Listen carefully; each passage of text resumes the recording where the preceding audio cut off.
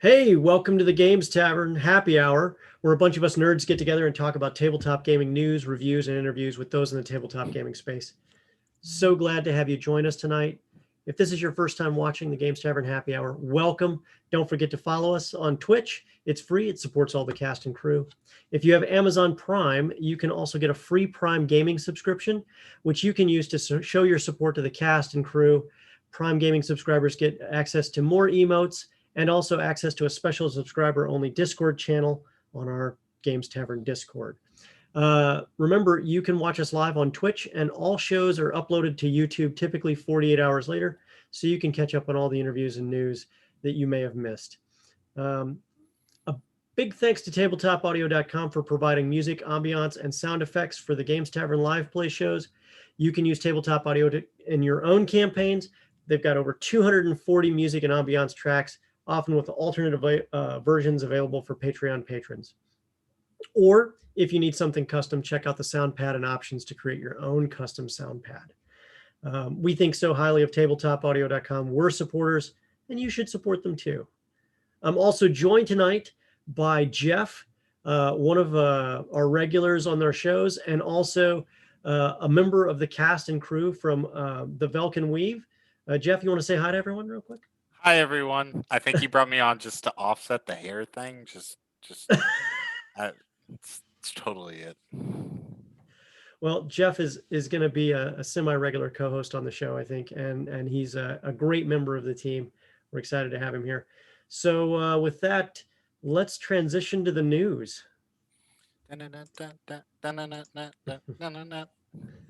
Yeah.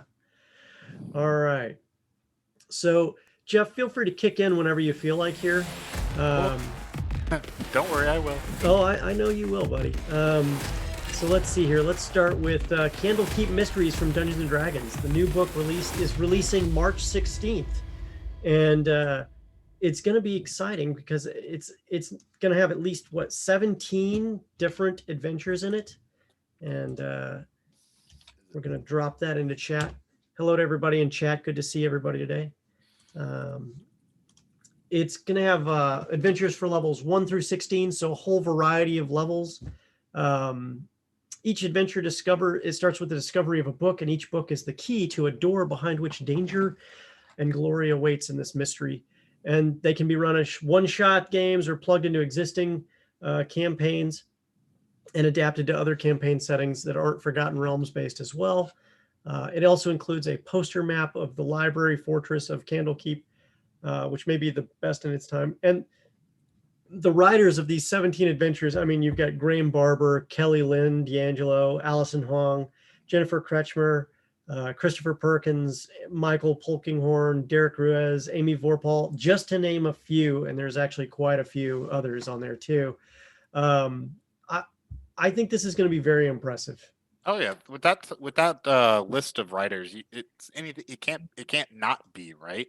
Yeah. Um, there's some things in there though. There's little nuggets perhaps in the text that they wrote up for this, the product overview, and maybe I'm just like diving too deep into something. But when you talk about mysteries, the idea of a mystery for Dungeons and Dragons, now it brings to mind three things. First is some type of dungeon mystery or uh, traps, some type of puzzle, right? I guess it's two things because it's that puzzle idea.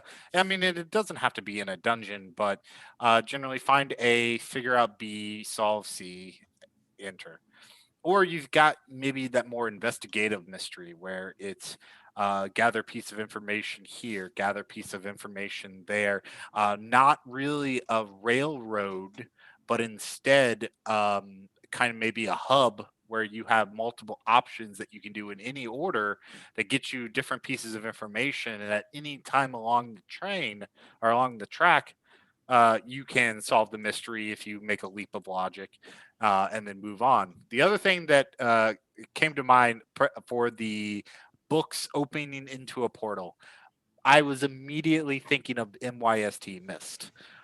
Because outside the original game, if you actually delve into the histories of that game and its sequels, the books are the portals that lead to each world. Now, while this is probably not leading to a different world, these are probably just like portals to another part of Faerun or Hmm. wherever this is going to be set. It's still that type of mystery type of thought. And if you're in the really conspiracy, I was looking at the alternate cover that's on D&D Wizards website, and there's a symbol in the top right and top left-hand corners that if you look closely and you squint and you turn sideways, matches the tie worn by Vision in the new WandaVision series. You talk about digging deep for a conspiracy theory, my friend. You have found it. Well, which they did. itself is its own uh supposed to be some type, maybe a nugget of information for something else within the Marvel universe too. So Mhm. mysteries on top of mysteries. Okay. Well, I mean, I'll jump on that a little bit. I do know that they did say that there's a couple different things that are in each one that ties each of them together, should they need it, if you wanted to, but not something so specific that you have to do it that way. So you can run them as one shots, and they mentioned that if more than a few of them can be run in a single session, or you can run them as each successive mystery, one right after the other, and level everybody up as they go, which I I'm thought was pretty cool. Yeah, I'm assuming that the interconnectedness has to do with that map of the library fortress, maybe your home base or that baseline where you start from. I would say that's a speculation alert kind of thing right there at best. Only because we have no idea really.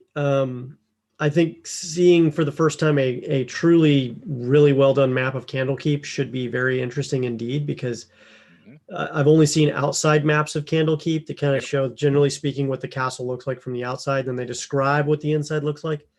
I hope the map can do it justice, because Oh yeah, Candlekeep is supposed to be quite large, high and low. these So, are going to be great to insert inside your own story as one-off side missions to break up the, maybe I wouldn't say the monotony, but to break up the rhythm of the main story that you got your players on. So this is going mhm. to be a great addition to have them travel and have them engage with, because the books don't have to be in Candlekeep.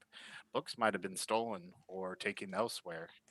Yeah, I mean, you can reskin this a number of different ways fairly easily. I'm certain of that. Mm. Um, and having a book be found on a wizard's desk, for example, that leads to something else, or a book found on the body of someone who is making an escape. Or if you use the book as the mechanic in the first place, you could theoretically skin the intro to the mystery in a number of different ways. The book is just a consistency that they mention across the board with these. So there's more than one way to potentially introduce the mystery per se. You know what I mean? Yes. Yeah. I'm kind of excited because I don't know that I've seen a solid mystery put together consistently from Wizards of the Coast as an actual product per Is se. totally what I was thinking. Yeah, I don't know that I have, and now to have 17 of them put together by quite a few very excellent writers. The names are just, the people who worked on this are all known entities, Yeah. both either at Wizards of the Coast or as contractors or as independents who've done a lot of stuff already. I'm just going to be very impressed with this book. I'm fairly certain. Um, but I think it's good to actually bring that into Dungeons and Dragons. I think uh, it's going to be kind of refreshing to get a change of pace that you can sprinkle in, but not necessarily take over the entire game. Because I think a campaign spanning mystery would drive some people nuts over time. How long can you go before you find out who done it? You know, you know. A clue based game, perhaps. Yeah, yeah. Okay, so moving on. Do you have anything else you want to talk about with this? I think we did pretty good. I know we're going to, of course, cover this more in depth whenever they release any type of snippets or maybe an excerpt or something, which would be quite something to delve into. Maybe answer some of those early questions that we had. But I think right now we've kind of scrapped about just about everything we can out of this. What, 4 paragraphs that they've given us? Yeah, they haven't given us much to work with, but enough to actually have some serious speculation and conjecture.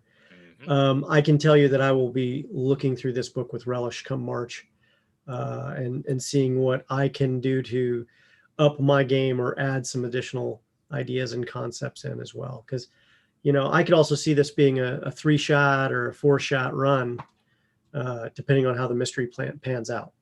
So when they talked about, and this dovetails kind of neatly into some of the stuff from the recently released Tasha's, where they had puzzles as a large part of the Tasha's book. I could see puzzles opening up the mystery as well. So kind of excited.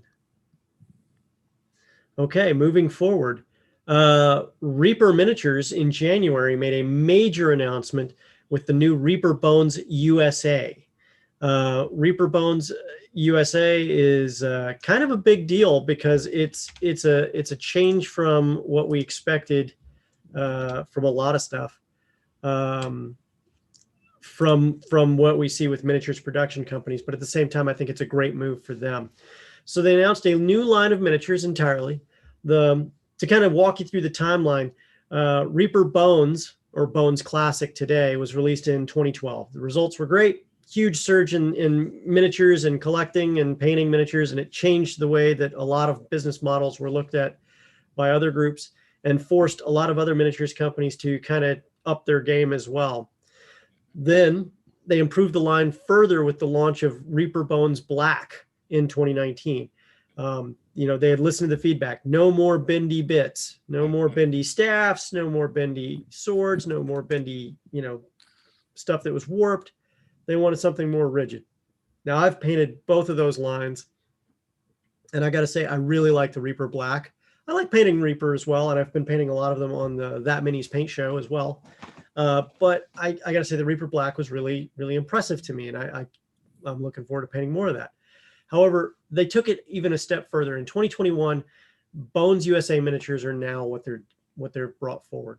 So what's the difference between all 3 lines? Well, it's really about the technology. So Bones Classic was using the best technology that Reaper could afford at the time, making LDPE plastic models, okay, low density polyethylene. Yep. Bones Black used a slightly newer technology and a different material with a much more rigid and stiff plastic. Bones USA are thermoplastic injection models using state-of-the-art technology to achieve amazing results in detail. And they're now producing these miniatures in their factory in Denton, Texas. So that right there, I think, should be the biggest news, because as far as I was tracking, I was listening to a podcast on miniatures, specifically plastic miniatures, in November, December. And they mentioned that, and this was at the start of a new company that was being set up, I want to say in one of the Carolinas, that they were like one of the first US based producers, and that had been one of the limiting factors and why so much had to come from China, that you're able to buy from within the US, that companies are actually starting to set up in the US to manufacture these models, is going to change the game. I think that a lot of things that have happened internationally, that has to do with everything that's occurred because of the pandemic, as well as shipping and everything else, and certain other factors. It's to their advantage to start setting up their production in Denton, Texas. And more importantly, their production is being set up in Denton, Texas, but their costs are remaining pretty stable.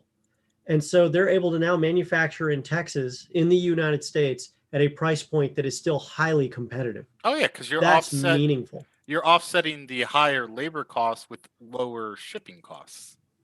And I guess shipping costs have become enough, or theft or other issues, IP infringement potentially, that maybe they're making this move. Not only that, but it's a better product. I know that Games Workshop for a short period of time was also manufacturing miniatures in their Memphis location. I know that they had packed that up and sent that all back to the UK. So there was nothing being made by Games Workshop here.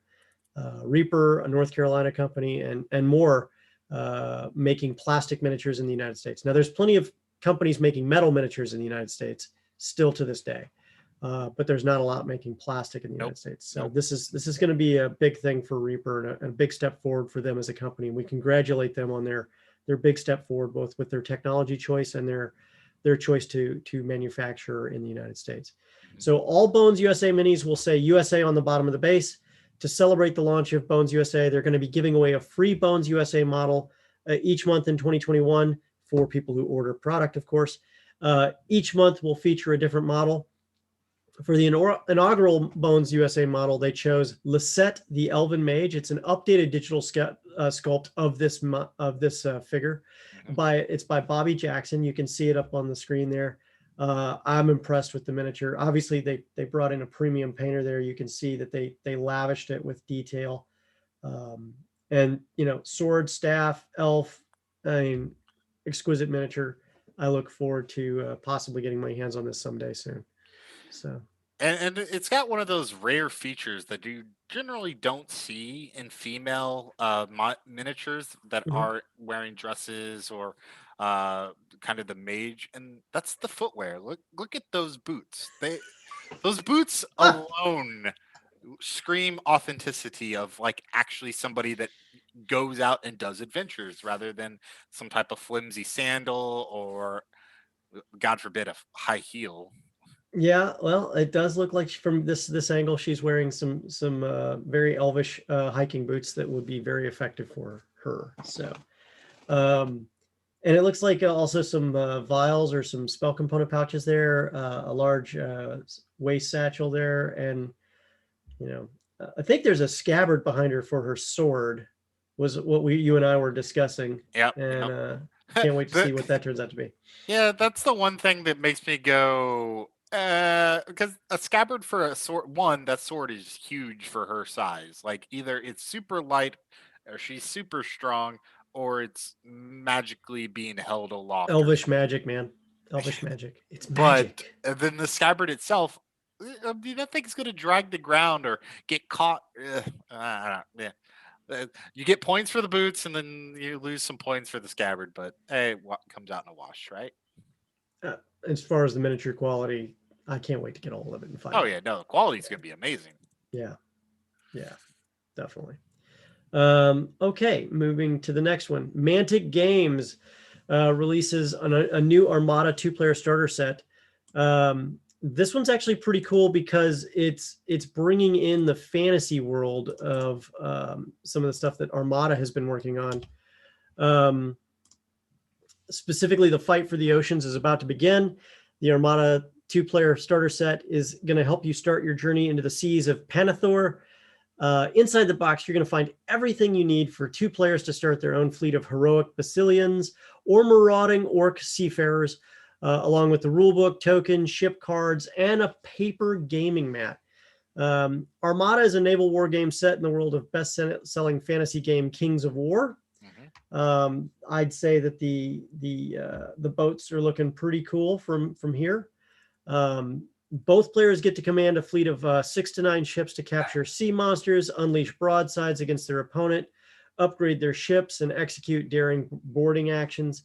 And each faction has all these resin boats. So a single box will get you started. 2 boxes will get you seriously going.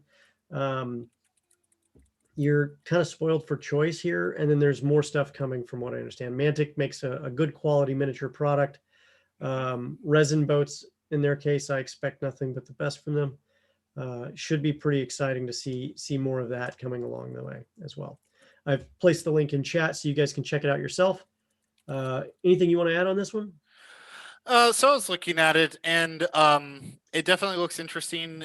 There was another game that is escaping me that it reminds me a lot of. Seven Seas was coming to mind, but I don't think that's right. Maybe is it Pirates on the Crimson Coast, perhaps, or something of that regard?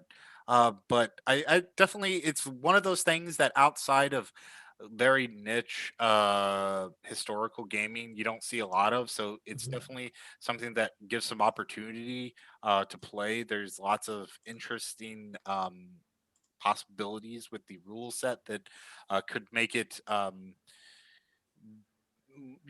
little bit more. Could it be similar to X-Wing where, moves are having to be preset and you don't exactly know what the enemy's going to do? Everyone moves together, which would be that more realistic type of movement, or is it going to be like a turn-based?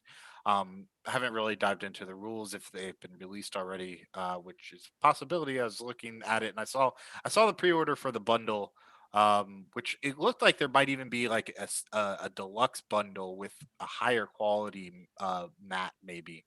I could have been mistaken, but it had a higher price point compared to the others, and the mat looked maybe thicker on the screen that I was looking at. So I think Next week, we'll have to definitely take a look into mats in general. I think that would be a good thing to bring up. oh yes, so many mats. All right. Moving to the next cool thing that we've got going on. If you're a Star Wars fan, this one's for you guys. Fantasy Flight has just released Separatist Specialist Personnel Expansion for Star Wars Legion. So soon you're going to be able to make use of these highly specialized droids with the Separatist Specialist expansion in your games of Star Wars Legion. So you'll find a T-Series tactical droid who can lead an individual unit as a personnel upgrade or your entire army as a commander. And then from there, there's also 3 new command cards that can be used with that commander. They give them a tactical mastermind, even more options for directing your forces in the thick of battle on the tabletop. And then also it comes with 3 other really cool droids, which I'm just impressed with the overall like droids that this set comes with. But when you realize what they are, you're just like, oh yeah, that makes complete sense. You have a medical droid, you get a worker droid, and a recon droid. All of which can be added to any unit, any tactical unit that has a personnel slot.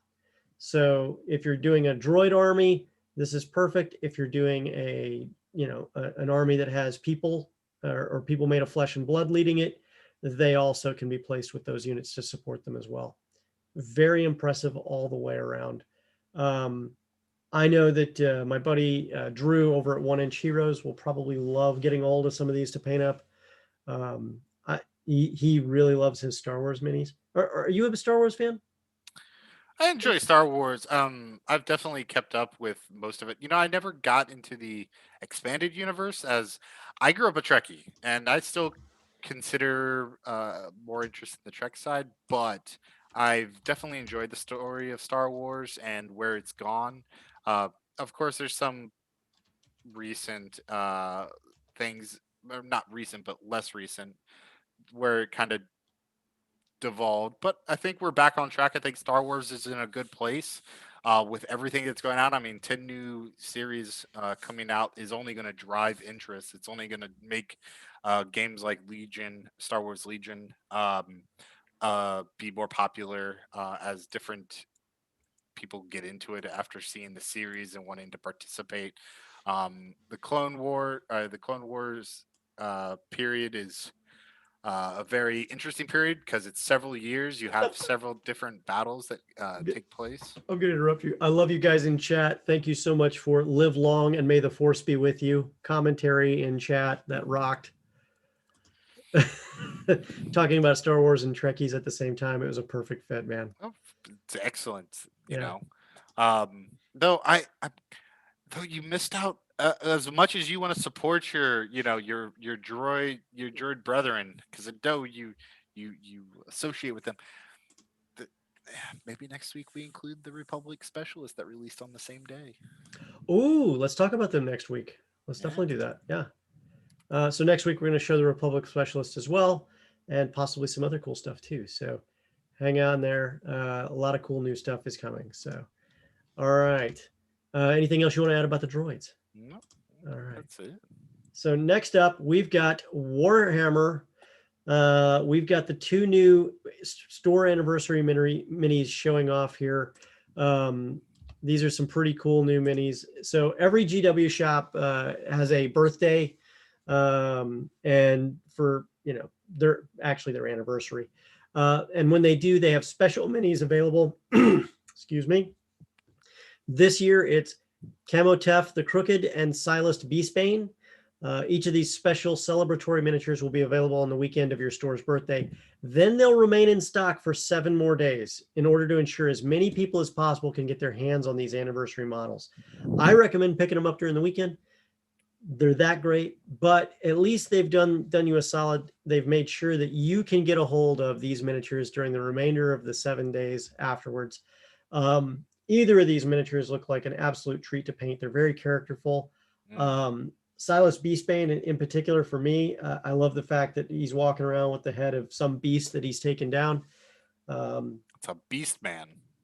Yeah, a very large beast man. One of the beasts of chaos. Yeah, no doubt. And then the Necron Lord there just looks like he should be leading an army, and I have no idea all the different gubbins that are on him, but it looks like he could, do a lot of damage to anyone he got a hold of. Now, is he a Necron Lord or is he a Cryptek? I think he's a Cryptek, isn't he? He's a Camotef, the Crooked. They don't really actually. Hang on a minute, I'll tell you if he's a Cryptek. So I think it's interesting. I think he's actually Camotef the Crooked, master of eldritch devices, hunched over to the weight of his own body, and tiny scarabs crawl across his carapace.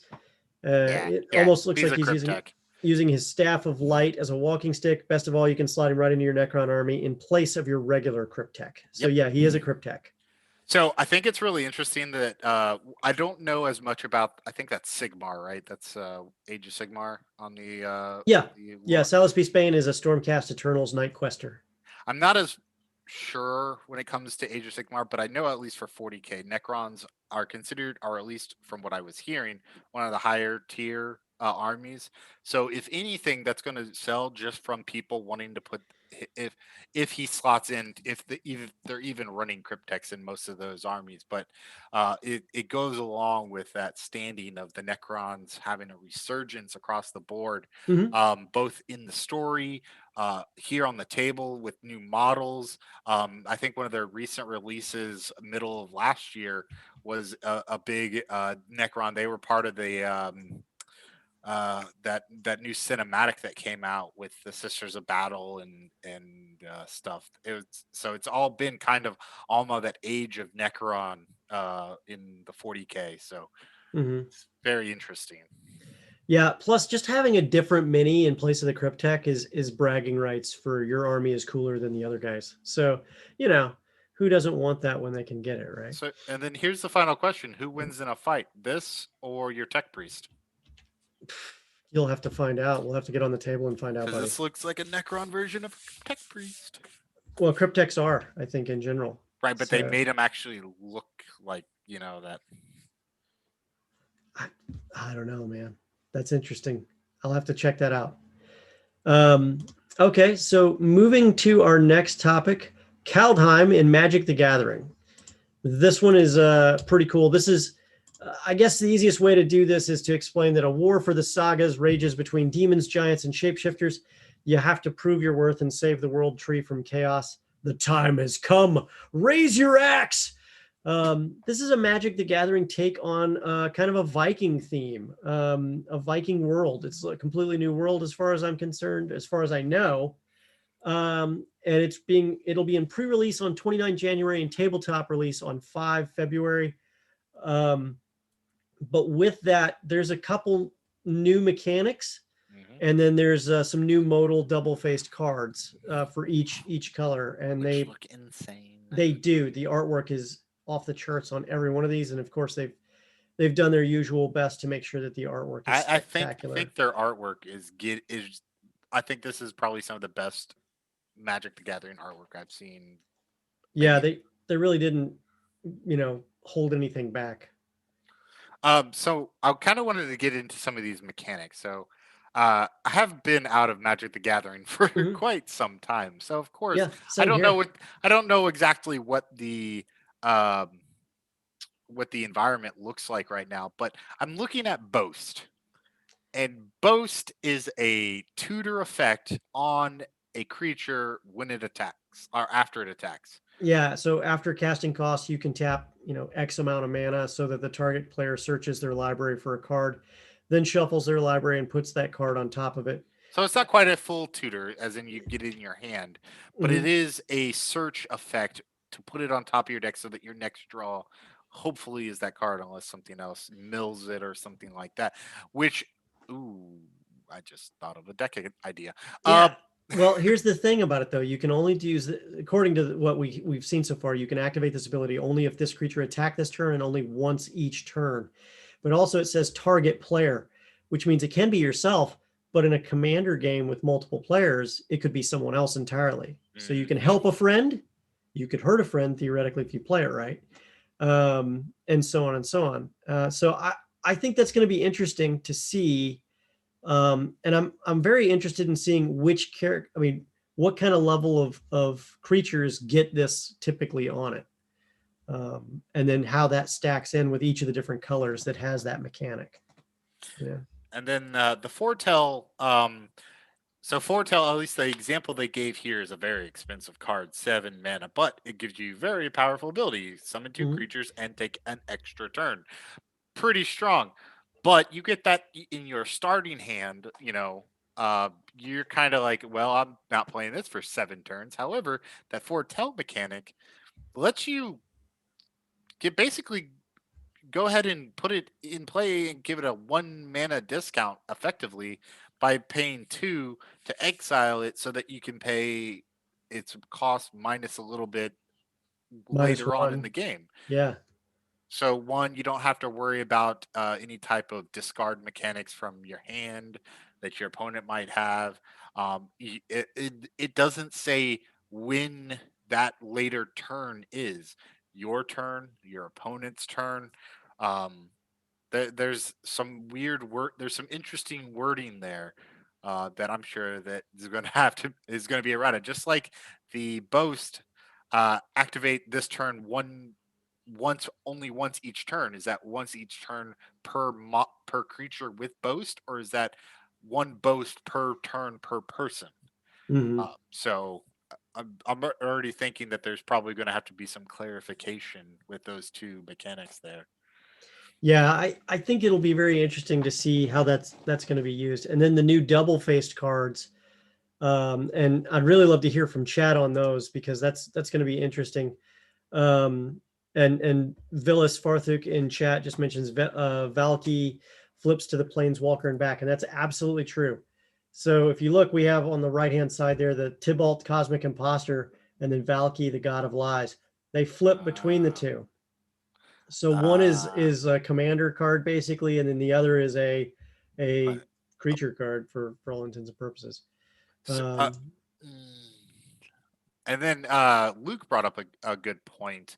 When mhm. you're forced, the way that it's worded, target player searches their library for a card.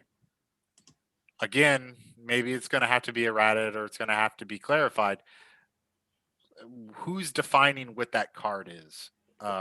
Is it you targeting them saying go search for this card, or is it target player gets to pick whatever card they want? So, forcing your opponent to have to pick a card that they don't want at the top of their deck could be painful as well. Ooh, that is a very good point. That is very interesting. I look forward to seeing how that's going to come out.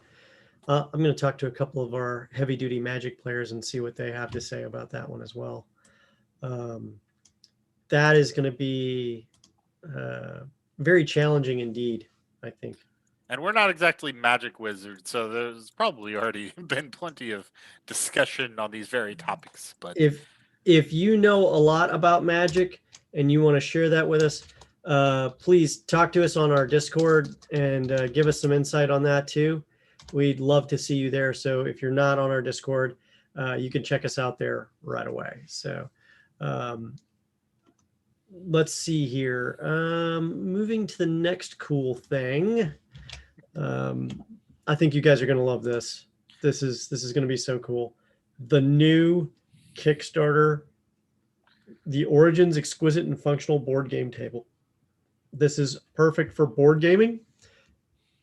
You can also use it for tabletop role playing games. You have yours spoiled for choices on things for this particular table. I linked the link to it in Kickstarter. This is going to be the next few things we're going to talk about are about Kickstarters. This one's off the charts. It's fully funded and has 31 days to go on this amazing game table set, and it's fully caught my attention. Jeff and I were talking about it off screen just before the show started, and we were like, "Holy crap! Check this out!" And it is so well made from the CNC and everything else with it that at first we're like, "Is that plastic?" And no, it's not. It's ash wood.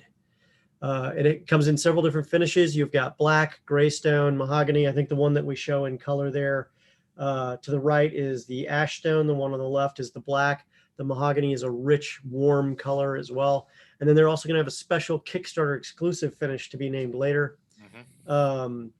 It's really just amazing. And then they've got so many other Kickstarter special things that you can do as well from the water resistant suede topper with a choice of graphics. And if you want to, you can even square off and have a custom one made for a certain tier. Matching dining tabletops are available, so you can actually put a topper on this that goes across the entire top, and it makes it a dining table that is perfect for that. And then on top of that, stainless steel drink holders, and if you want, you can upgrade them to brass. You have dice tower options that fit on the corners, as well as tiered tray options for dice or other counters as you need them. You can get upgrades with USB chargers, and you can even order matching chair options. This thing is unbelievable, and it's not just some garbage that's being made. It's made by a company that already is well known in the business for making card and poker tables, as well as other kinds of gaming tabletops in a similar quality and vein. So high quality tabletop delivered anywhere in the USA. The price is the price. Check it out when you get a chance. You have anything you want to add on this one? Yeah, so I've been looking at gaming tables for many years now. I tend to, whenever I go to Gen Con, I like to go back in the back where the table guys are. And they're selling their wares, and looking at it, they tend to be these massive, like 8-foot tables, or they've got 25 to 3K price tags. So this is a much more reasonable size, at least in my opinion, for an average gaming group. Plus, the cost is more reasonable as well, and that actually is what caught my eye the most, was that price Holy being what green, it man. is. What Now, happened there? mhm. Well, you totally turned bright green. Sorry, man. Keep going. Oh Yeah, wow, it's doing it yeah, again. Wow. I see it on the screen. Holy moly, man. I It, don't it know. turns off the minute it comes off you. I don't. I don't know Oh, what's there you go. going on. Okay, you're good now. Okay. Uh, it's all part of. I don't. Um. Wow, train of thought. I think I got the point across You're at talking least. about pricing and quality? Yeah, so I was like, I mean, though there is the one thing that kind of slips through, that the price listed is for the table, not the top. The top is a separate piece. That Hmm. is one thing that you do have to pay. It is a separate, but even with that cost on top, it still is generally lower than most of the other high quality tables you're going to see on the market. At least the last time I looked. Now, Gen Con was what, 2019 was the last Gen Con. So it's been who knows what's happened in the last 2 years when it comes to this. So it's very nice to see that this is coming down, because a good gaming table is one of those items in the house that really helps bring the group together, instead of having to be at maybe a too small dining table, or it's circular, or maybe your glass. There's many things that normal people might have, or most people might have, that this gives a good option for the gamer. Hmm. Hmm. And you know me, I'm the kind of guy who likes to build his own game tables, and I build all sorts of stuff. I have no problems with that. But I'm looking at this thing, and I'm impressed enough that I'd seriously consider this table. I would seriously consider this table. Um, and I would get the dining table option as well, because sometimes you just want to have a tabletop. But the space is large enough to play Settlers of Catan with with the 5 to 6 players expansions. It's good enough for almost any board game that you want to play. Plus, it's perfect for tabletop role playing games, possibly even your games of Magic. I wouldn't doubt it if you put the tabletop on it. It's and then there's also options for neoprene mats as well that you can put on top. But they show the demonstration of the suede and how it does the waterproof part. And I was just like, wow, that's I impressive. think actually the neoprene goes inside. It's supposed to fit inside Yeah, the it cavity. fits underneath there. Yeah, on top of Yeah, the suede. yeah. So you've got options there. Just an impressive table nonetheless. Hmm. At 4 feet wide and 72 inches long, perfectly sized to have at least 6 to 8 of your friends Yep. sitting there having a good time, or 4 to 6 of your friends. Sorry, 6 to 8 would be a bit much. Eight would Hmm. be too many probably on that table. But yeah, quality table, ashwood. I think they even show the guy like walking across the top of it in the demo on that link there. So all Oh right. wow, they're actually I'm actually just looking. They are actually getting close to their wave 1 and wave 2 limits. Oh, Mm-hmm. no, wait. No, I'm sorry, it's the opposite. No, they still got a lot. They still got a lot selling for the wave 1. So like it's definitely moving. So Mm-hmm. a lot of people are in support of that.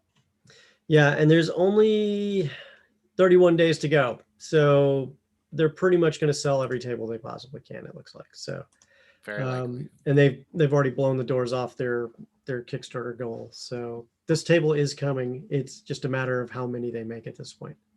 And Hmm. then once it goes live to market, some of those features like the dice towers and the other features, I don't know if those are going to be available. So Yeah, they do fairly appear to be interesting. Kickstarter exclusives. Yeah. Plus that 35% off MSRP that is the Kickstarter advantage. Yeah. What's the overall cost of this table? Uh, it actually lists. I was just looking at it. It's 22.79 MSRP. Yeah. So you'll be getting it for 35% less than that. So Hmm. all right. So moving to the next topic, also in Kickstarter, because we're kind of doing a little Kickstarter roundup here. Warpland. It's a primeval science fantasy RPG inspired by heavy metal comics and psychedelia. It is a fully funded Kickstarter with 48 days to go. To kind of explain Warpland, it's a world that's been convoluted by technology of an extinct civilization. Humanity exists in a self-imposed Iron Age where academia and scientific progress has been forbidden under penalty of death, with only those few brave enough to challenge the anathema and the will of the Citadel dare to understand the past, seeking the discovery of ancient artifacts still hidden under crumbling ruins and forsaken temples. Um, they go on to say, and I'm just going to quote from there: the sky has been turned into a mind bending kaleidoscope, occasionally delivering mutagenic maelstroms that change forever the appearance of both the landscape and its people. And the abysses have punctured reality, corrupting all with their infectious energy while seducing with power those insane enough to listen. This is definitely an original science fantasy setting populated by tribes, orders, and cults. It has an optional light rules classless 2d6 system that is both intuitive, dynamic, and fast paced. So they describe it as, and you can choose from dozens of mutations, dark gifts, and flaws for your characters. So it's got a wide array of random tables from sky phenomena to encounters in the wastes of Arkanar, um, a stunning 140-page art book with this on the cover. Wow. Um yeah, full premium color that will blow your mind. The total number of pages may change after editing is done, but currently it's over 140 pages. And a mesmerizing heavy psych punk soundtrack by Argentine band Espeo Negro. And it was created by Gabriel Quiroga. I hope I didn't butcher your name, from Argentina. So a gentleman from Argentina has created this amazing gamescape and universe, a light rule system that focuses heavily, I think, more on the role play. And well, So yeah, soundtrack by Argentine band, created by an Argentinian, and it looks like the art direction is also Argentine. So an Argentinian based group is bringing their this world up to us here in the English world. I think there's great opportunity. Immediately popped to mind was Mutant Year Zero, but I think this is going to be a much more streamlined and direct type of game rather than that type of deepness. I think this is like an LSD version of Thundar the Barbarian. You Or know what that, I'm talking yes, about, you know? yep. So it's got was it how many more days to go? 48 days to go. It's fully funded, so it's already going to be produced. So at this point, it's now just a matter of how many more stretch goals can they get to.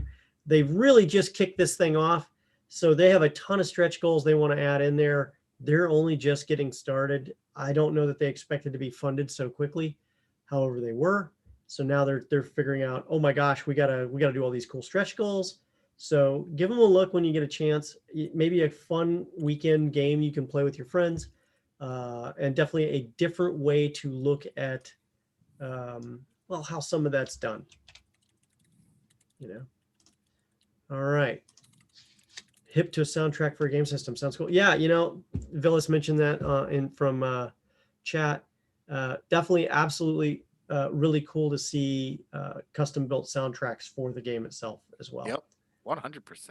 All right. So next up, kind of shift into a board game style, Fallen Land, the second edition with Big Box and its Descendants expansion. So you're getting a twofer potentially in this glorious Kickstarter. A massive wasteland world awaits. You can lead a faction to primacy in this story-driven sandbox adventure game for 1 to 6 players. That's right, 1 to 6 players. It has a solo mode. It's really cool that way. But it also has a co-op mode and a variety of other ways you can play. It's a fully funded Kickstarter. It's got 16 days to go. Definitely jump on this because there is a ton of great stuff. And compared to the first edition, this thing is off the charts.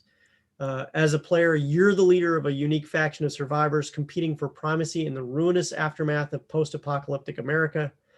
You'll have to manage and enhance your town, protect your citizens, secure resources.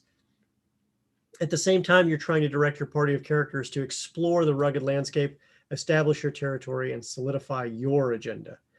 And the replay value is absolutely huge with over 750 individual cards. You're never going to have the same experience twice as different events, towns, and so on appear on the maps. Definitely something to check out. I dropped the link into chat. I can't begin to do this thing justice. The amount of, and by the way, it comes with really awesome plastic trays to keep all your stuff organized in, card boxes to keep your stuff organized in. If you order at certain tiers, you not only get, everything that you see there, but you also get giant neoprene mats for the map that gives you a lot more room to play. Truly, this is going to be an impressive game. I think you understated the single player aspect. There's actually not just one single player mode. There's, I believe, 3 single player variants plus single player scenarios on top of that. Yep. It's all impressive nonetheless.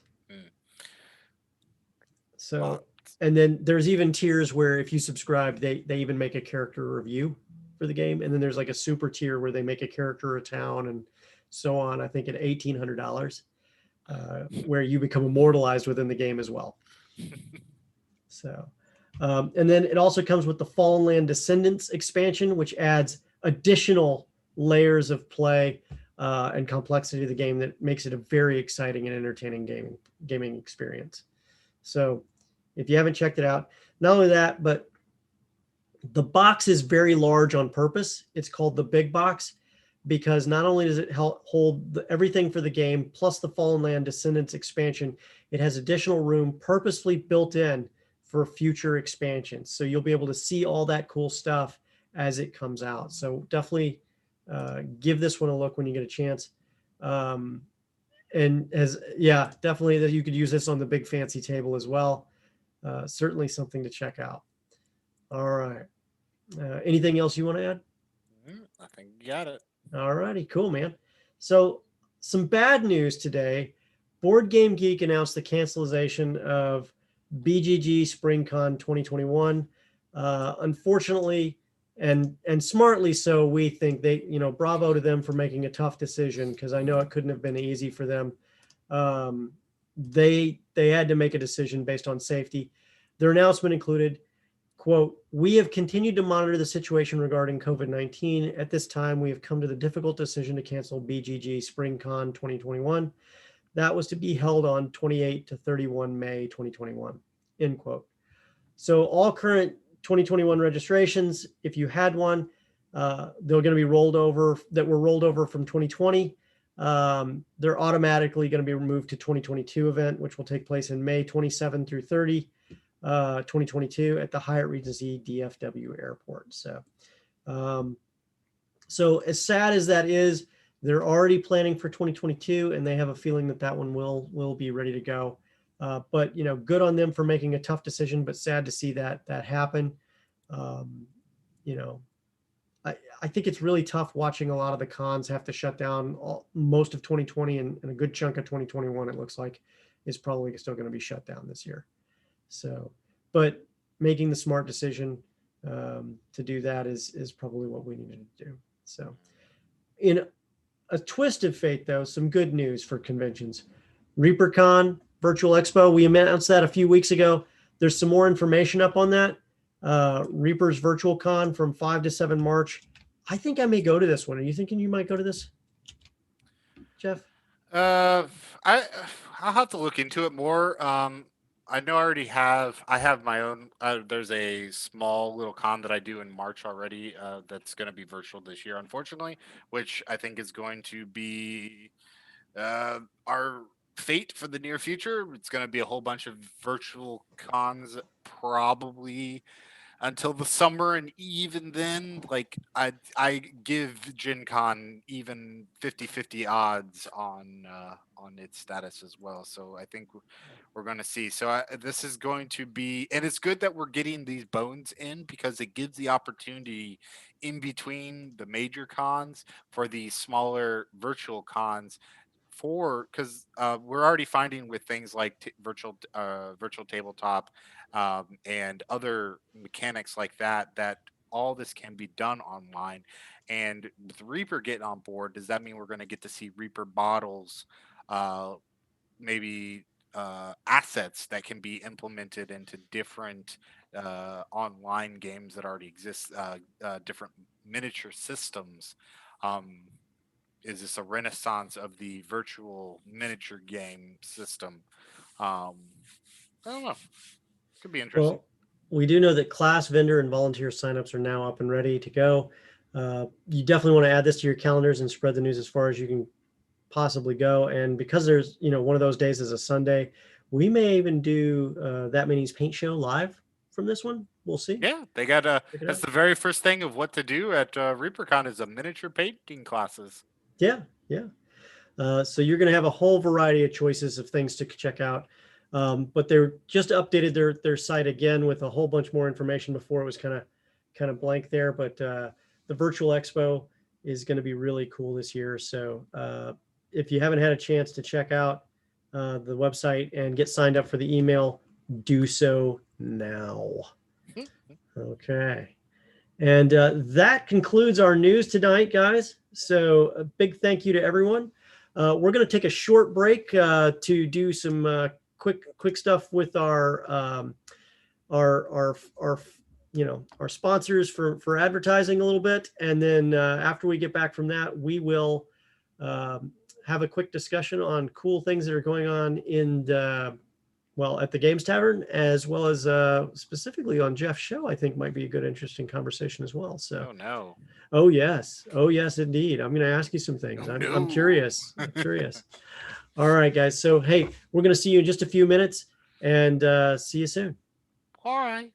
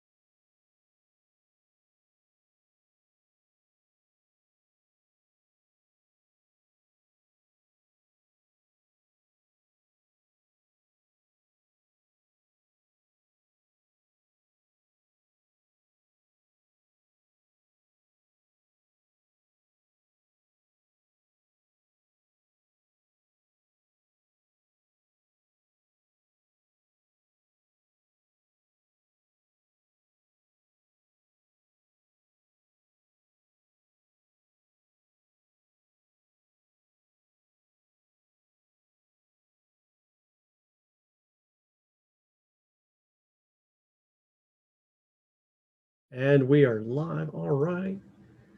Woo! All right. Hey guys, welcome back to the Games Tavern Happy Hour. All right. Hey guys, Welcome back to the Games Tavern Happy Vulcan Weave and our Wednesday show. And we were just kind of getting stuff reset here for our conversations and just to talk a little bit. And Jeff, you're kind of a big fan of hot sauce, right? I know, right? This mean guy just made me cry. Look at my eyes; they're all red. No, Are you eating the hot sauce now? I did have some. I had some left over from dinner, just sitting by me, so I was like, not letting that go to waste. Anyways, no, yeah, we got that Heatness box from the Hot Ones subscription. It's came today, and the hot sauce in there was quite good. It was a smoked jalapeno, green, almost like a salsa verde color.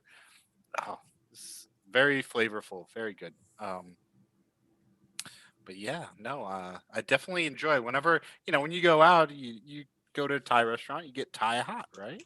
That's how you gotta. Thai hot is a good way to have your face melt off. Nah, Thai hot's par for the course. You're a braver man than I am, good sir. I can tell you that right now.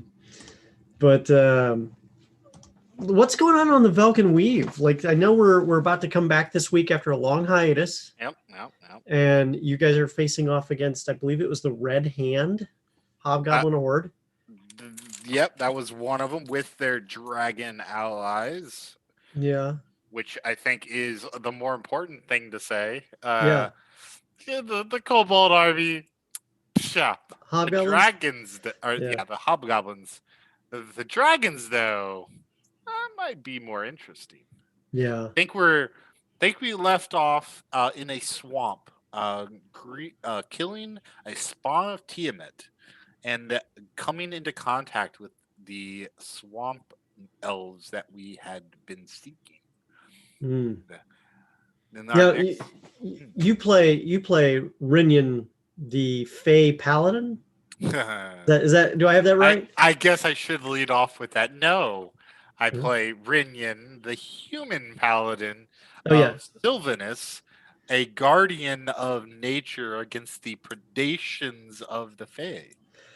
That is a much more clear yet more complex title than I expected. Awesome nonetheless. Thank you so much for joining me during the news piece. I think it's really cool. We're definitely gonna have to have you on more often because of that. I don't know what you're talking about. Yeah. And big thanks to Psychotic Monk for subscribing today. Really appreciate that. Monk. Yeah.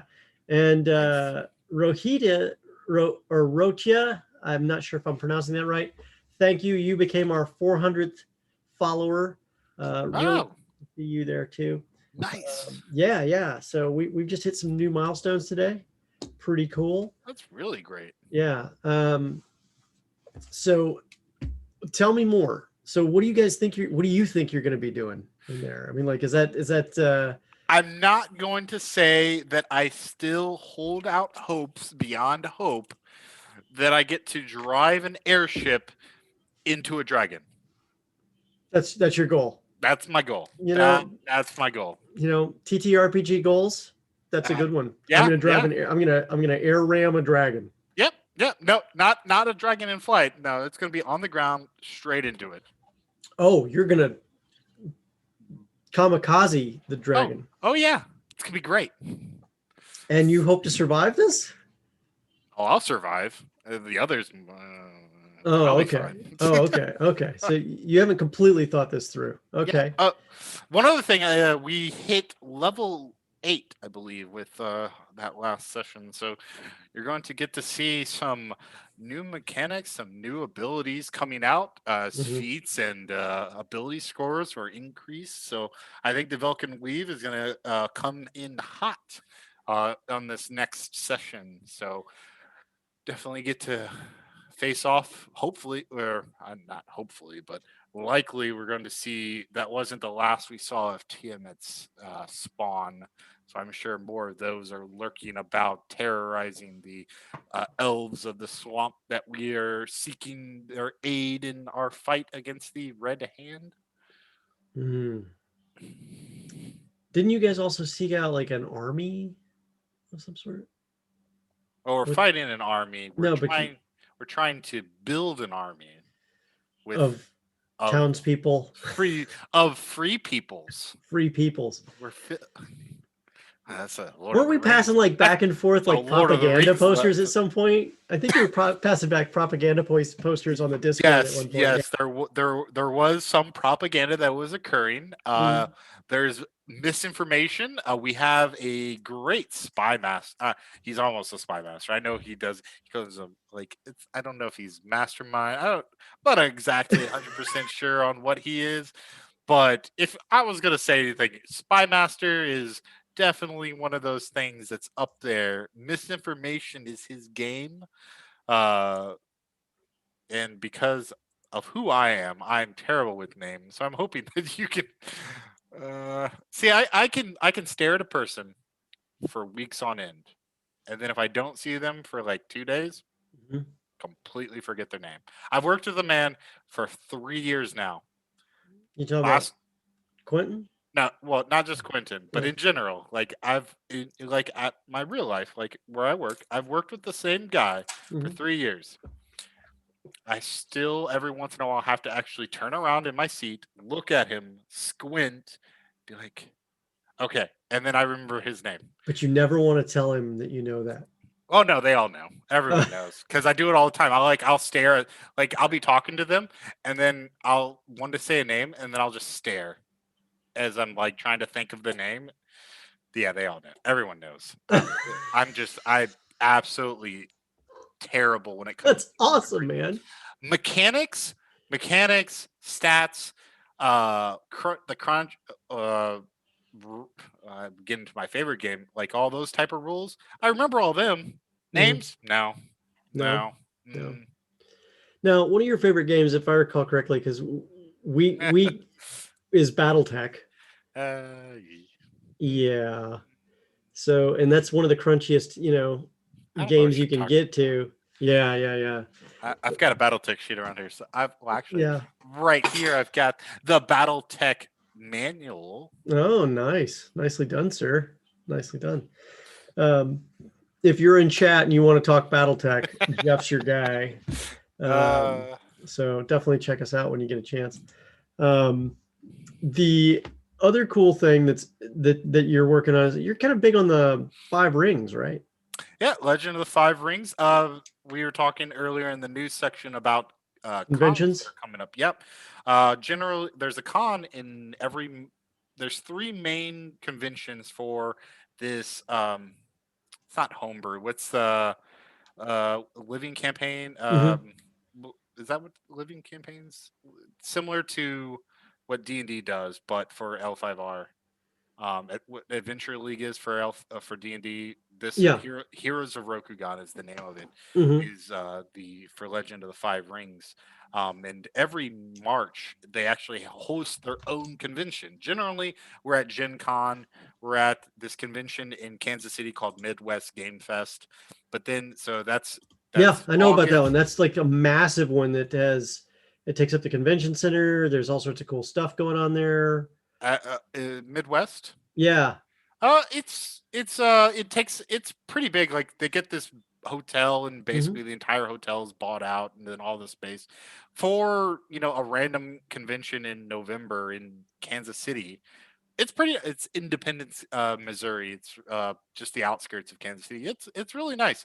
Um and then the third, so that's August is Gen Con, November is Midwest, and then March is Midwest or is Weekend in Rokugan. It's what they've called it, and it's been going on for many, many, many years, over a decade easily. Um, and we get I don't know almost 100 people to just come in to play Legend of the Five Rings, Hmm. in the St. Louis area. Of course, given the current situation, unfortunately, we're not going to be able to have it this year. Last year's one actually got happened right before all the lockdowns occurred. I literally the week that most of the lockdowns started happening, which was mid March, that week prior was Midwest. Hmm. Um, so, um, So this year is going to be an online convention. There is a Heroes of Rokugan Discord channel that all the games will be hosted in, where there will be mustering and GMs. We generally, for the biggest event, which is the Battle Interactive, we'll have generally 7 tables of 6 players. That's what we had for the Midwest because we had to host that online this year in November. So just online already, we had over 70 people playing at once in the channels, playing Legend of the Five Rings, a 4th edition. So this is what, 2012? It's an older game, but this is the 4th campaign. The 5th campaign that will be coming, since this campaign is getting delayed because of the current events, probably 2 more years down the road, maybe 3. They're going to be running the new Fantasy Flight knee. What's that company that is taking L5R off of Fantasy Flight? Edge Studios. Hmm. Um, since Fantasy Flight basically gave Edge Studios all of their RPGs, which makes sense. Asmodee company, given Asmodee company all their RPGs, consolidate them. Tabletop card game company, Hmm. RPG company. But come 3, maybe 4 years, we're gonna have a 5th edition, the current edition that's purchasable uh, system game going out, which will be very interesting because the new system is different. It's good narratively. It'll be interesting if a living campaign can support it. Um, Yeah. Yeah. So for those of you who see Jeff on the Velkin Weave and you're thinking, hey, Jeff's kind of quiet, you don't know Jeff. So if you know how to get so we just had a question in chat. Have you played the Final Fantasy or the not the Final Fantasy, the Fantasy Flight version yet? yeah, I have played the Fantasy Flight, not a lot, unfortunately, because finding a GM that at right now is somewhat difficult. Most of us still play the 4th edition. We tried our hand at the 5th edition. Some of us like I enjoyed the sessions we had. I think about 6 sessions of it. It's very nice, very narrative, very flavorful. Um, Gives a lot of opportunity for the GM to kind of flex. There's a lot. They've added mechanics that make different things more interesting compared to previous versions. Is it better? The court still remains out. I can't say yes. I can't say no at the time. I like some aspects. The dice leave something to be desired, but because it does use Fantasy Flight's unique dice system, which you either love it or you hate it. But Now, Final Fantasy yeah, version. yeah. Rokugan 2044, Cyberpunk Rokugan 2077, you know. So for you, Mm, it was kind of wild because how you and I met was I was doing some play tests for Wizards on a particular module that has already been released since then, and oh. for part of their extra life stuff, Ah. and and then we kind of talked around and batted around, kind of the cool idea of, hey, I was thinking about pivoting something and doing into a streaming network, and we had a lot of fun doing this play test. You want to join me? And you're like, Yeah. oh yeah, I want in. I want to do that. I want to talk about this. I want to do. And I was just so amazed at your enthusiasm. Oh yeah, you were talking about. We could talk BattleTech all day long. We can. I can't talk BattleTech all day. I could talk We can talk. BattleTech You know. for weeks. It's not Yes. even days. It's Yeah, and we could talk Dungeons and Dragons. We could talk this. We could talk, but what's intrigued me most is, because you're actually playing a character that originally, was in that table that play test, yes, right? And yes. so like this is the character continuing on that process, and I've been real excited, as I catch the various episodes I going do on. I do try to sneak some past hints back in. Yeah, Yes. well, some of that has been in there, right? I think there was a mention of like, what do you mean you've been in the abyss? Or something like that. Like, wait a minute, what? Never time in Neverwinter, time in the Abyss, Hmm. time in Jolth, Hmm. down in the jungles. Yeah. Yeah. So your adventuring background was kind of already there, but it hasn't taken away from anything with the current storyline and Nope. with everything Grant's been putting together with that.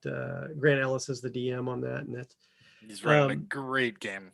Great yeah, game. yeah. You guys seem to be having a lot of fun with that. So I'm curious, what is you know, for you as the character has been developing, like what's been the exciting part for you on that? I think it's been some of the player interactions, the foils between Quentin and Rinian at times, particularly as Rinian is growing more keen and aware of Quentin's pokes and prods. Is we'll say it's a character trait, right? Hmm. That's his quaint character trait is to do that. So, but having to deal with the growing threats that is being seen across the land, it's making Rinian realize that there's more to to his role as a protector beyond just the Fae, right? He's no longer just the Fae predations. We've got dragons, we've got giants, we've got world-ending weapons coming back into the world that were introduced that need to be sought and protected or hidden. So many more things to think about and contemplate going forward. Hmm. Hmm. And now you want an airship you can kamikaze right into a dragon, Hey, which it's not is my airship. valid point. Valid point, sir. Valid point indeed. What what are you hoping to do? As this character continues to grow, what was the biggest challenge for you when you developed this character in the first place? This Rinian, um, you know, protector against the predations of the Fae, paladin. Because I mean, Rinian Smite is the hashtag that has come out from this, and it's been pretty accurate. So what's interesting is I'm very big on randomizing, Hmm. particularly when it comes to character creation. So most of the character creation that went into Ringian was randomized. Hmm. Background, kind of almost everything was randomized in some way. Um, like who because I wouldn't call it like a ranger's favored prey type of thing, but it was the same type of mentality, right? It's like, who am I protecting the wilds against? Faye. Okay, Hmm. cool. Let's go. And it's kind of just gone from there. Um,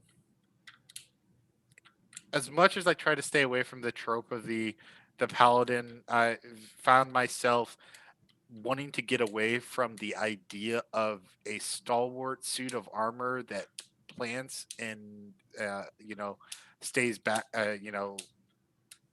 So instead, I made a very mobile paladin that plants itself in front of the monster, but Hmm. gets there very quickly before the enemy even has a chance to react. And even if they're able to get away, they're not going very far because I'm going to catch them. Hmm. uh, which a dragon that can fly away from combat thought it could do across swampy, water, and I still was able to chase it down just as quickly in one turn, Hmm. um, to its surprise. So it's we all find ourselves stuck into tropes though, and there's an interesting aspect of the Sylvanus, as being the deity, Sylvanus being a true neutral god.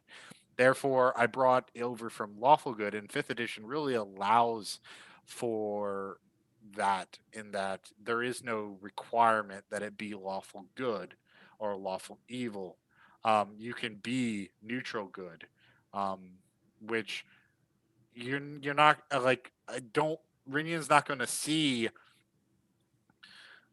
evil occur, but at the same time, understands that there are needs that have to sometimes be done in order to get something accomplished Hmm. for a greater good. So it's been interesting trying to walk that line. Hmm. Um, because at times you don't want to go full chaotic evil because you're surrounded. I think I'm surrounded by a lot of chaotic, or not chaotic evil, a lot of chaotic individuals, be it either neutral or good. So still trying to provide a backbone, but not be a stick in the mud. But sometimes I am. But Hmm. Hmm. that's just my Now, terrible RP. um, what is, because it's the Games Tavern Happy Hour, what is Rinian's cocktail of choice? Ooh. Ooh, Um, growing up in a dwarvish hold up in the north, I would see in a cocktail though some type of dwarven fire breathing whiskey or something like would a probably forge fireball. sure that Yeah. sounds in the lane of something that would be up his alley. Hmm. Yeah. Hmm. Yeah. Hard dwarven spirits mixed with fire root from the Underdark. Sure, why not? Sounds great. Yeah. I could see that happening. Um, and then some of the background on Renian as well is Renian was a crafter of some sort, wasn't he? He was like a Yeah, clan he's crafter, alchemist. alchemist. Yes, he Okay. was trained as a clan crafter prior to his basically his call to service by Sylvanus. So he still owes his loyalty to his clan, Hmm. alchemist family. It's well, not really family, because most of his parents are both deceased at this point, natural causes, so nothing insane there. But some of his siblings have died either through their own negligence or their own evil activities. Yes, We he just has don't know, really. seven siblings. Yeah. Yeah, including a twin. There is a not an identical, but a fraternal female twin roaming about out there in the wilds. No Um, one knew. Oh well, my gosh, I didn't even know that. And I was your dungeon master for a while too. Oh my oh, gosh. it's Yeah. all in there. It's Oh all my been gosh. there from day one. Yeah. So with alchemy, I mean, how much have you had a chance to use alchemy on the Vulcan Weave so far? Very little, because I always forget about it. Hmm. But whenever it pops up, mostly is when we discover some new concoction or we come Hmm. across a vial or something. That's the primary resource. But I've been meaning and I always intend to use it offensively, and I always just forget. But Yeah. it's definitely something that. Um, it's definitely something that I think D&D could do a better job of at least fleshing out. I think uh, it just seems one of those places that doesn't have all that much information on. There's bits I think in two of the books that come to mind on alchemy, Hmm. alchemical items, but it's at best given to maybe the dungeon master or something. Not a lot of baseline to set a standard in, which I find disappointing. But you work with what you got, Well, it's or what the dice gave me in this case. yeah, it's alchemy. It's not chemistry. So it's Transmutation, yes. yeah, it's not a complete replacement for magic either per se, but I would say that they do leave the door open for you to do stuff, and they don't overly tell you what's possible, but you can make that up as you go, and Yeah, they determine the DC and everything else. But it's kind of like tinker's tools and stuff like that. It's useful, but it can't be the thing that fixes everything either. sure, That's the sure. challenge that you got to balance there. Yeah, because like, what is it? Poison, like anti-poison, I think is alchemical, Yeah, you but can make anti-venom with it. You can make but alchemical fire. You can make potions of healing are not. herbalism kit, correct. Uh, However, you can make poisons with it. You can make not a lot of poisons though. That removes the poisoner's kit, but you can also make acid. Can't make acid. and you can make things that make, the minute you say acid, the dog gets really active. That's apparently the command word to make the dog get excited. I don't know what Um, she's doing. yeah, man, she is all about it. Whatever's going on there. Um, what else? What else do you see in terms of your future on the Games Tavern? Now you know about some shows in the background we can't talk about, but you've talked very excitedly about some of those. Are you thinking you're going to jump in on those too? Uh, I think I tweeted this out maybe a week or two ago. That is, it doesn't matter what genre it is. If What? there's a game I definitely have interest, there's almost nothing that exists that, in some way, shape, or form, doesn't interest me. Um, there are there's certain worlds, of course, that have more interest, but I'm definitely game for anything. The more that I play to get out of my shell, to get out of my personality, to get out of my own internal tropes that I found myself stuck in, all the better. I don't know if I could ever play an evil character though.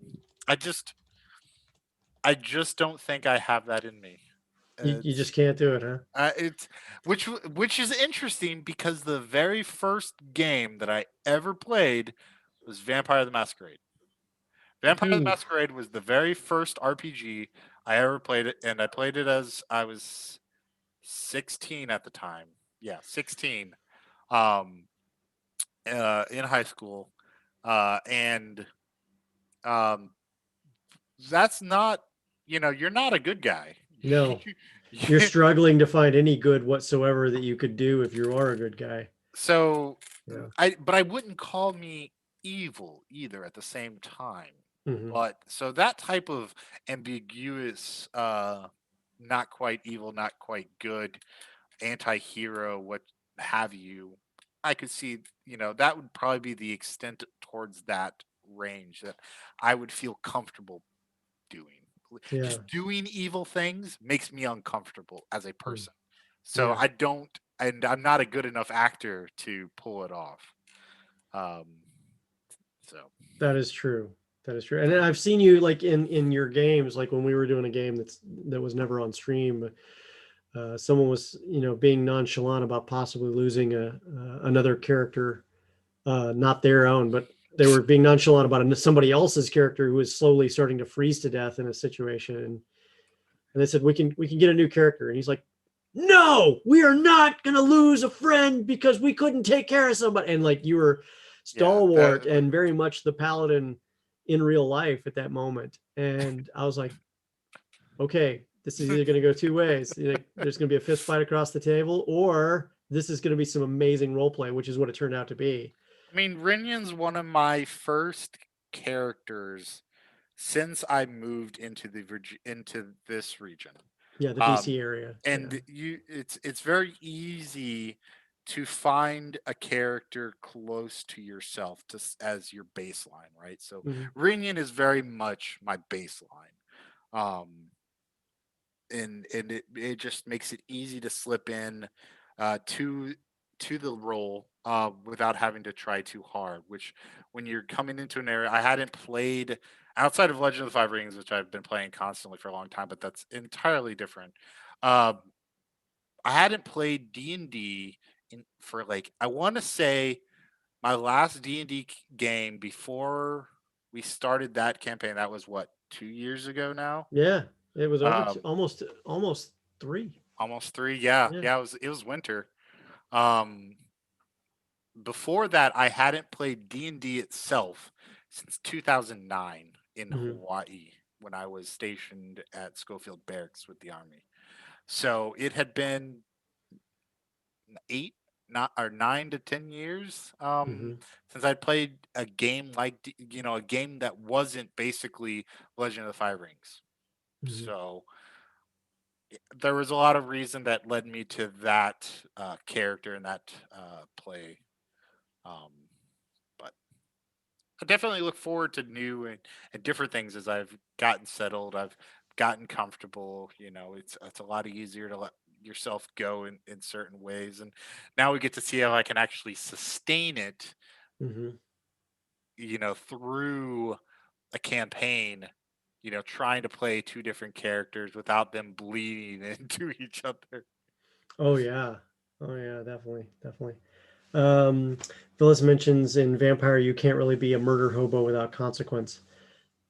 Yeah, at the end of the day, no matter what you do in Vampire, you're still going to be a blood-sucking leech, and people are your cattle that you will feast upon. So it's just one of those things. At some point, you're going to do something bad that's going to stain your soul or One hundred whatever's percent. left of it.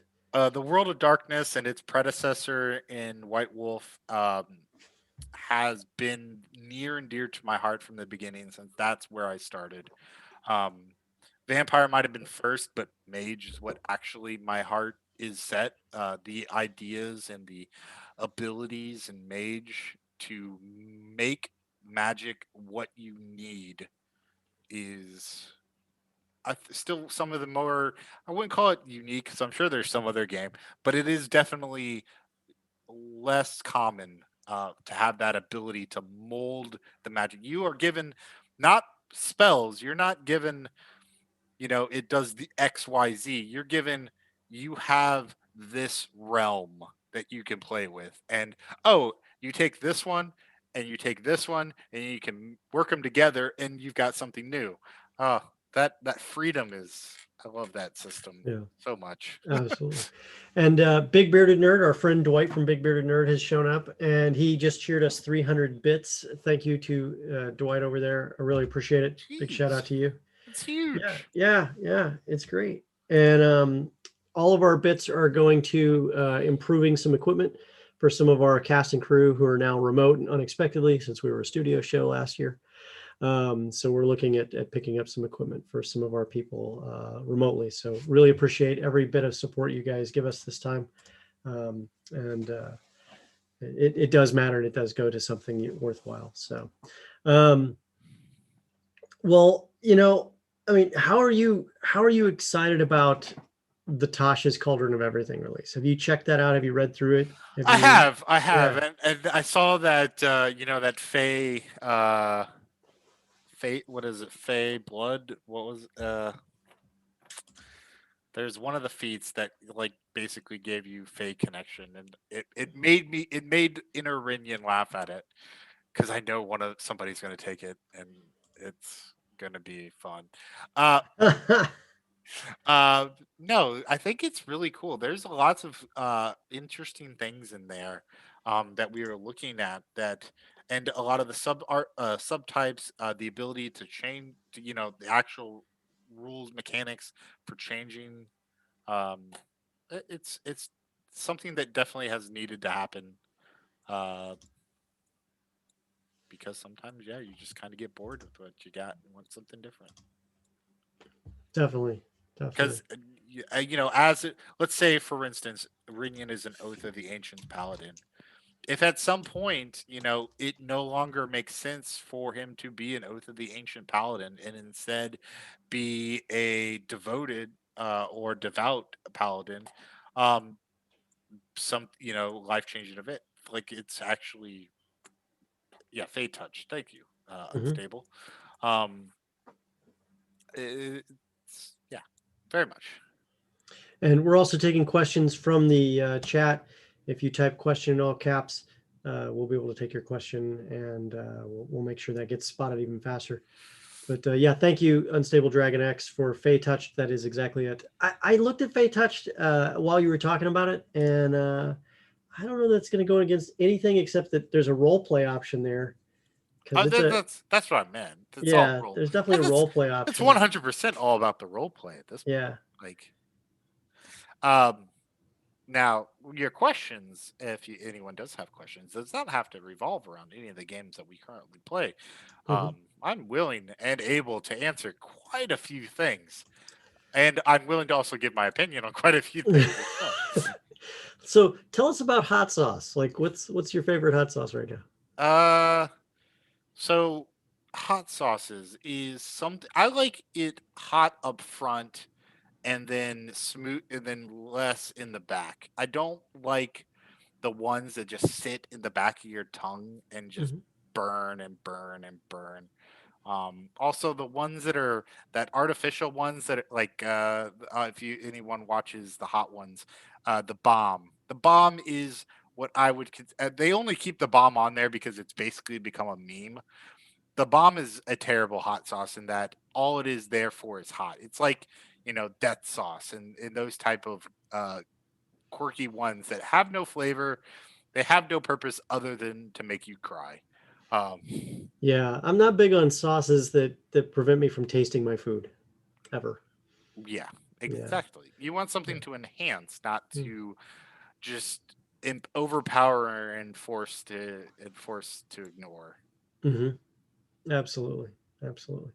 Um, are you a beer guy, a cocktail guy? What's your thing of choice? Because I remember when we went out, it was always beer. Um, it's mostly I'm all over the place. I definitely the one thing I definitely am not is an IPA. I'm not I don't enjoy an IPA. That hoppiness is just not for me. Uh, but I run the gambit when it comes to those things from meads to ciders to wheats to hefeweizens to um, I enjoy a good stout from time to time, depending on circumstances. But at the same time, a big gin guy. I like gin. I like whiskeys all over the place. Like right now on my table, I've got an 18-year-old Glengoyne that I was lucky enough to get to pick up and find because it's one of those scotches that just is not common here in the U.S. Um, but I've also picked up some stuff I got that aren't common in Virginia that I was able to procure. Um, so bourbons and the like.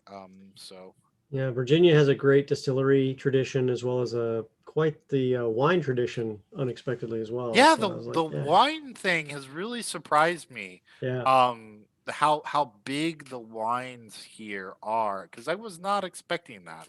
yeah. When I moved out to the DC area from Chicago, that was something I just did not comprehend or understand until I got out here. And I'm yeah, wines. I've had bad experiences with wines. Some of my last hangovers because I don't drink to that much that I really get a hangover anymore. But some of my last hangovers were due to wine, probably the sulfates and stuff in it. Mhm. It just doesn't deal well with me. A question from Chad is: should dwarven libations contain a hot sauce element? Ooh, that Add sounds a little like an. extra fire damage to that whiskey. See, you could also. I almost want to put that more into an orcish thing.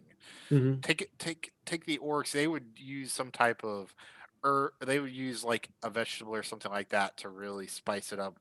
Where the dwarves, I think would be yeah, It's all about that flavor. yeah. Yeah, they savor the flavor. That's their thing. Um, so, in terms of My tieflings, yeah, yeah, tieflings. tieflings would do that. Yeah, they'd like a little hot spice on their anything they eat and drink, maybe. With that in mind, are you looking forward to anything in particular in terms of the future for gameplay for you, or what's on the agenda for you? What do you mean? So, like, are there any games you're hoping to check out and try? Um, Ooh, hmm. Coming out soon or that I we've didn't. got It in was an the open-ended hopper? question, my friend. I mean, I'm already in the middle of several campaigns outside of this, particularly, of course, BattleTech. But as far as RPGs go, I know that we, like you said, we've got some stuff in the hopper. A couple of things that are definitely of interest. There's that one, unfortunately, that had to be put on hiatus for right now. That Mhm. got delayed. Um, that is again, we talk near and dear to the heart. Um, so You're just Uh, tap dancing around that one, I don't and know that's what you're how it needs talking to about. stay. Yeah. Don't even bring it up. Don't mention what it is. That's I gonna be haven't really said awesome when it comes out. I I can't haven't wait. said anything. Yeah. I'm merely feeding the rumor mill. Uh, I can't say that I've lived too much in the moment to really have a future plan. I really I as much as I tell myself I'm a planner when it comes to travel, when it comes to events with doing stuff, I plan. But when it comes to myself and when it comes to games, I'm very much seat of my pants. Whatever flies in front of me that I can grab on and go for a ride, I do. So I can't name something off the top of my head that I'm looking forward to. Um, no. No. Mm. Okay. Wow. Jeff has nothing to look forward to. You heard it here first. I have so much that I'm I have so much that I'm in the middle of. Yeah. Like that's where I like to live, and maybe that's a problem. I'm not No, a no, no. It's not at I'm all. If you're happy in the moment, stay there, man. Like I'm that's not a that's the way to be. future planner, which is why I'm where I am working for the government doing menial labor, right? Yeah. Yeah. We do have a question in chat. Does resistance to fire damage protect you from spicy food in D&D? 100%. Is spicy food necessarily fire damage? Yes, it is a spell effect. This is why he doesn't DM everyone. Oh, I don't DM for other reasons, but yes. One of the things you don't do necessarily is what about acid resistance? Ooh, So that is we were potential. talking about that. Um, if the acid is from a magical source, yes, resistance applies. If the acid is from a non-magical source, it does not apply because that's what resistance specifically says is that it is spell resistance, not element resistance. Interesting. So, for instance, the Paladin Oath of Ancients has resistance to all magic. Period. Really? Yeah, it's At what really level does it's that kick in? 7. Oh, okay. Wow. That's still Yeah, pretty killer. yeah, and it's an aura, so I give it to everyone around me.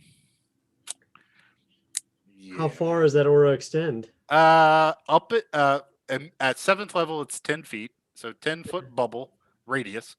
At uh, is it 15? Right, I think it's either 15 or 18. I always forget. It goes out to 30, which I mean, Holy aura, Renyon. It's probably one of the best auras of the paladins. Some of them give different. Of course, every paladin has a different one, but it's definitely one of the stronger ones. Oath the Ancients is super anti-mage. At 15th level, I believe, I ignore magical aging. So not only will I have resistance to all spells, but you can't turn me old and decrepit. That's pretty cool. So you just go, okay, Archmage, let's go. But which I thought was really interesting and very given that anti-Fey uh, role, it's very applicable, right? Hmm. Fey magics and stuff. Because I've already got a high wisdom resistance just from being a paladin. Um, and the other because Oath the Ancients has 2 auras. The first one being save bonuses. So, um, but yeah, When you go to your next level, are you going to take when you get your next oh, I've already ability taken. skill improvement, are you going to take a feat or are you going to take an ability skill improvement? So yes, we because we hit level 8 at the end of our last session, so we've Hmm. already taken our feats and ability skills. What'd you take? Do I want to spoil it? Okay. So tune in tomorrow No, to no, the no. Come Belkin on. Weave, Well, and you can find out for yourself. we'll What you take we'll take a small moment. Let's Okay. see, knowing Ridnian as well as you do, what do you think it was? what would be in Ooh. line with his play style that would be the most effective feat? Because it was a feat. I will give you that. It was a feat. Rinian took a feat. Giving him his second feat, by the way. First being shield mastery, which is amazing. Sentinel. God damn it. Yeah.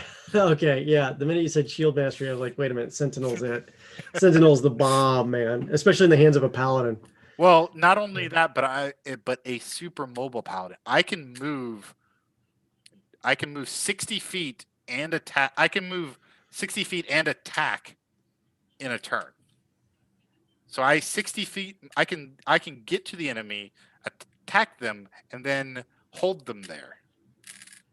How are you able to do that? Misty Step. Oh, you have Misty Step too. Misty Step is built into Oath of Ancients. Oh, really? Yeah. Oh my goodness. Or you can actually get yourself out of trouble too with that. I've actually done that. We Yeah. were facing hobgoblins inside of a house. I rush into the house. I tried to murk the mage. I get really close to doing it, not quite there. They get me really low, and then I just leave without. Yeah. And Misty Step, I don't have to worry about the tax opportunity. I just Misty Step out. Boom, boom, Yep. gout, and you were alone in that fight too, right? Yes, everyone else was like 60 feet away, fighting guys out in the woods with an ice thing in between us and them. So I was just trying to get in and kill the fireball thrower before anything. Just okay. We got a question here for Villas. For example, just to settle this question about damage resistance, multiple instances of resistance or vulnerability that affect the same damage type count only as one instance. If a creature has resistance to fire damage as well as resistance to all non-magical damage, the damage of non-magical fire is reduced by half against the creature, not reduced by 3/4. Yep. Well, yeah, we know that. Wait.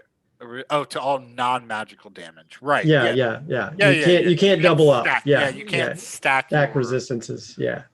So I can't. So even though our stout halfling is resistant to poison, if the poison was to be a magical poison, I can't give him additional resistance to it. He's already got resistance. Mm-hmm. Yes. But you are resistant to non-magical fire. Okay, sure. Mm-hmm. Yep. What? Yeah, what he said. So, well, I think we're gonna cut here. Guys, thank you so much for joining us today and meeting our new part-time co-host, Jeff. Jeff's been doing a lot of stuff today, talking about some cool stuff behind the scenes, a whole bunch of new news he spotted and tracked down for us that we're going to have on for you next week. And well, we're excited to get this going. So with that in mind, thank you so much, everyone, for coming out. Let's see here. Yep, I think that's all we're going to really do tonight. Big thanks to everyone who thanks to Psychotic Monk for subbing. Thanks to Big Bearded Nerd for 300 bits today and cheering us on. And remember, your cheers and your subs, they motivate us and they keep us going. And your comments in chat are huge for us. And we love you all for coming out to watch us today. See you guys next week on the Games Tavern Happy Hour. Bye, everyone.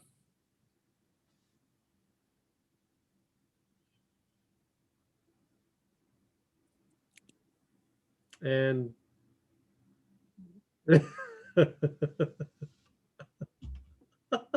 it's not.